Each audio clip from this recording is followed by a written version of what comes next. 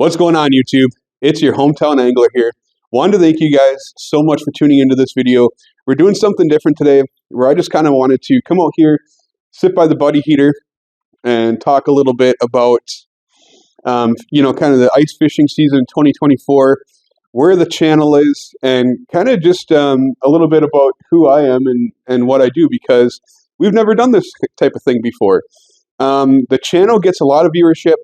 It gets a good amount of subscribers, and one thing I've never been good at is really trying to build community, find out more about you guys, what you guys enjoy, and for you guys to find out a little bit more about the content that I enjoy making. So through that process, I think what's going to happen is that I'm going to gain a lot as far as subscribers and viewers, stuff like that, but I'll probably lose a fair amount too, and I think that that's kind of a good thing, and trying to help us find out who we are and trying to kind of make more of a name for the channel, do a little bit better with branding, and things like that, and just maybe in general just kind of take things a little bit more seriously.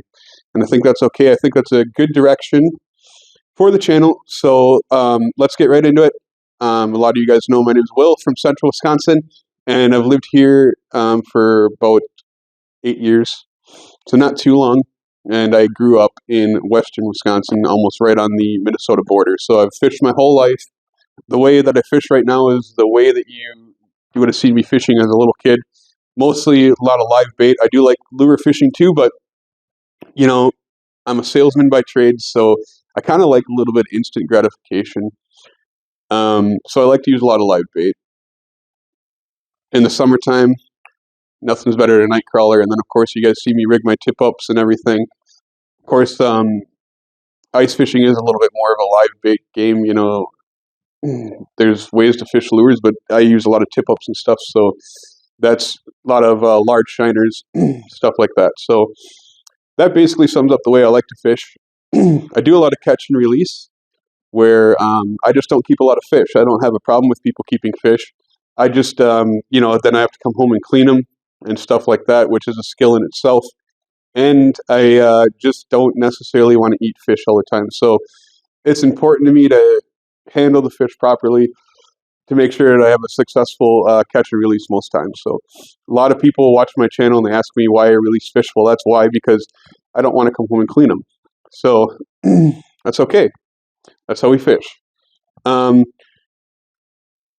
Like I said, channel's been doing pretty good. We're up to about 1,500 subscribers. That's, I think, because of the kind of the crazy ice fishing year. And then, of course, I do a lot of YouTube shorts. A lot of you guys have subscribed to my channel through YouTube shorts. And that kind of falls into what I was saying, probably why I love fishing and why I do sales. Probably a lot of instant gratification. A decent amount of short-term gain, and a little bit of, I guess, winning the battle, not the war, which is not always the greatest thing, but I guess it's probably something that I've got good at in my life, which, we're going to work on that. But as far as the channel goes, a lot of you guys are just from the YouTube shorts, which is okay. So if you're here watching the long-form video, I really appreciate it. But getting into how it's been such a crazy year. So last week I picked up my little cousin. He's getting 17 now. He's a lot like me, loves fishing, been fishing his whole life, has never done a lot of ice fishing. And we really had a weird weather pattern come in where we haven't had almost any snow. We had like a little skift of snow in early December. It was like an inch or something. And lakes froze over. And then we were kind of skating on that ice, and it was getting in like the 40s one day and like the 50s. For like a good solid week in the middle of December, which is super weird. And a lot of bad stuff was happening. I mean, people were falling through the ice, stuff like that. People not making good decisions out there, and stuff like that. And basically then it got a little bit cold, and we got a little bit of ice, and, it got right back out there. So I picked up my little cousin. I knew that we would have good ice because I knew that we had, decent cold weather coming. And it was just really, like I said, one of the strangest weeks. Had the precipitation come in, and I didn't really know what to expect, because as much as I try to, pretend like I know weather patterns, I can't really tell, because I've caught fish right before precipitation during and after, and then not caught fish in every single one of those scenarios too. So probably something to do with pressure. Maybe you guys down in the comments can let me know more about that sort of stuff. I'd appreciate it. But we didn't get into a lot of fish, but a lot of the fish we got to were of good size. And one of the craziest things that happened was an earthquake in Crandon, Wisconsin, which I didn't even know that there was earthquakes in Wisconsin. I haven't done a lot of research on it. There probably has been in the past, and they're probably, I don't know if they're common or what. I don't think they're very common in Crandon from the article that I read, because people were like making paper signs that says, "We survived the Crandon earthquake," and stuff like that.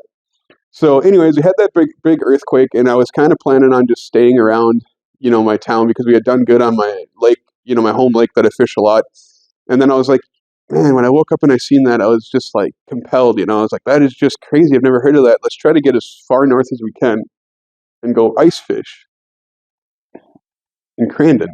We didn't end up getting all the way up there, but we got up pretty far north, about an hour and a half, to a lake, little boat landing that I know on a little river system, water system that's good for pike and walleye. And I've caught crappie there, caught a huge crappie there before.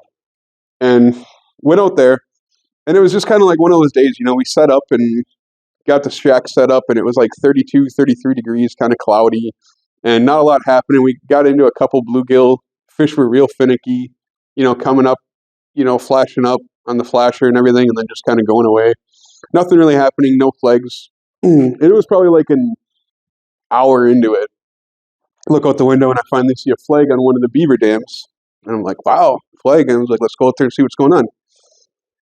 Run up there, see it just kind of slowly spinning, which for me, in my experience, if you go up and it's just like spinning like a clock, it's probably a lot of times a little bit smaller pike. They're like a little bit more, active. I don't really know how to explain it, but I don't know what it is. It's just how it is for me.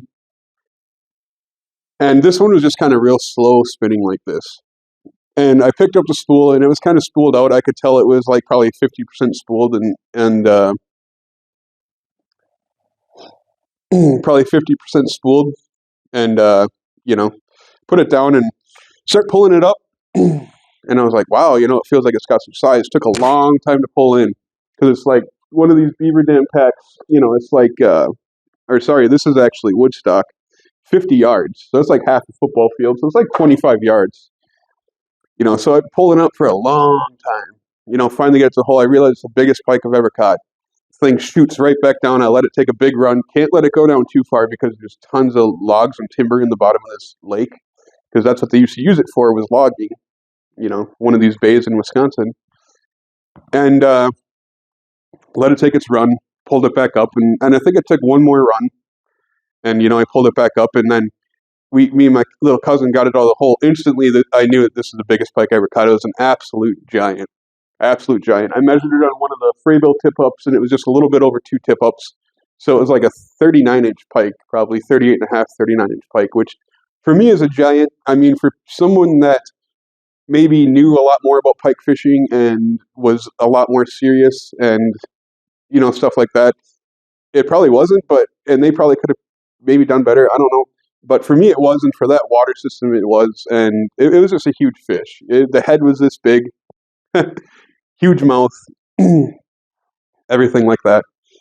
And pulled it up, and it was an amazing experience. My little cousin tried to reach in there with his hand, and he got cut. And now he got the system where he knows how to use his pair of hemostats, stuff like that. He sees the value in that now, which is good. And it was just a wild experience, and I don't know a lot about geology, and I don't even know a lot about fishing, but I think that earthquake definitely helped us out. So that's one of the main things I wanted to hear about from you guys, is if you fished that weekend in northern Wisconsin, and how you did. What was it like fishing after that? Did you catch anything big? Because I almost feel like it was like Godzilla or something, like something like that, like the earthquake unleashed Godzilla. And I wonder how many giants. I don't know. Let me know, you guys. Let me know how you did that weekend, all right? Thanks so much for watching the video. I really appreciate it. That's kind of all I wanted to talk about, that experience. If we like this sort of thing, we're going to do a live stream. I'll bring a Wi-Fi repeater out here, and we'll do a live stream. So thanks again so much for watching. Make sure you guys like the video. If you're not already subscribed, subscribe. Appreciate it. And just thanks for stopping again.